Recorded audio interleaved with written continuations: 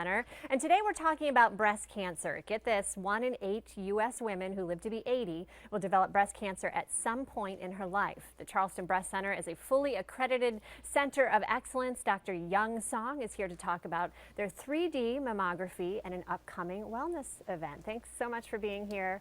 So important for us to talk about this. Yes, thank you for having me here. Yeah, for sure. So I want to start with, and we were just discussing while Chad was talking, when should women start going for mammograms? Well, lately there's been some confusion out there as to whether you get mammograms every 2 years or every year and when to actually start having your mammograms. Okay.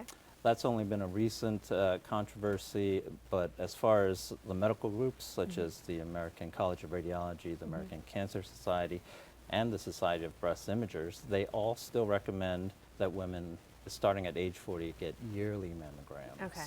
So starting at 40. Yes. If you are at high risk, for example, if you have relatives, on either side of the family who had it, is that something you want to consider going to earlier? Current studies, they say that women can start as early as 10 years before your earliest relative that was diagnosed with breast cancer. Okay.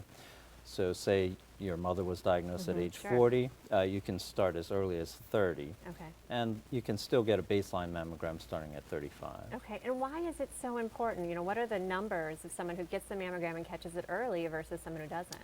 Well, that's the other thing that really there is very clear evidence that the earlier you find breast cancer, the better the treatment outcomes are.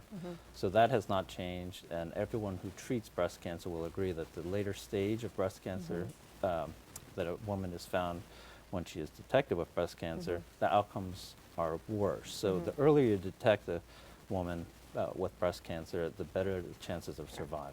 Common sense. So, Yes. Another thing I've heard about a lot is dense breast tissue. And does that mean it's someone who's younger, or some women just have dense tissue? And if so, how do you treat that differently? Well, dense breast tissue is simply a term we use to describe the amount of glandular tissue in a woman's breast. The women's breasts are mainly either fat or glandular tissue, and some women just happen to have more glandular tissue.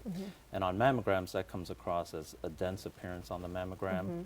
So there's a number of reasons that this is important. Current studies show that the dense breast tissue in and of itself is a risk factor for breast cancer. Really?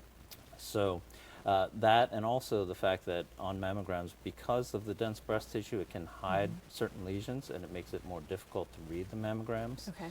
That's been another problem with mammography that dense breast tissue can cause. Okay, and what are some things that may increase any woman's chance for getting breast cancer? Are there things we should do or avoid?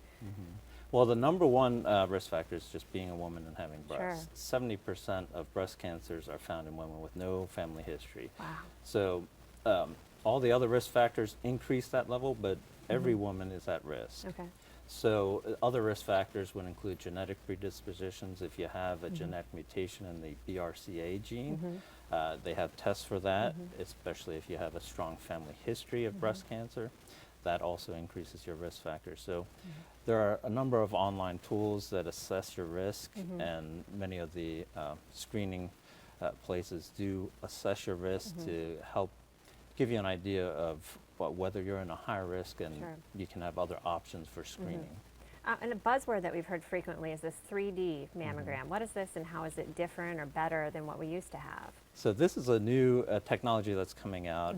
It's really been shown to have some promise for people with dense breast tissue, but basically it's a new way of taking a mammogram, whereas instead of just taking one picture of your breast, it actually, the detector moves across the breast and takes multiple images, and then the computer will reconstruct it into a layered fashion so that when we read it, it actually shows depth of the breast tissue so that we can find lesions a little So you're more likely to see something sooner. Yes, and it has been shown to decrease the false positive results. Well, so that's that, good. yes. Put people at rest instead of Yes. getting that. You guys have a very important event coming up shortly. Tell me about it.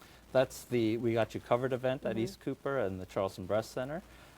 We are going to have a panel of physicians who deal with breast cancer treatment and screening, and it's going to be open to the public, and we will have a panel of physicians ready to answer anyone's All right. questions. And that's Thursday, October 1st, 5:30 to 7:30. The address right there in Mount Pleasant. It's 884-7031 to register. Dr. Song, thank you so much for being here. Thank Such an you. important topic.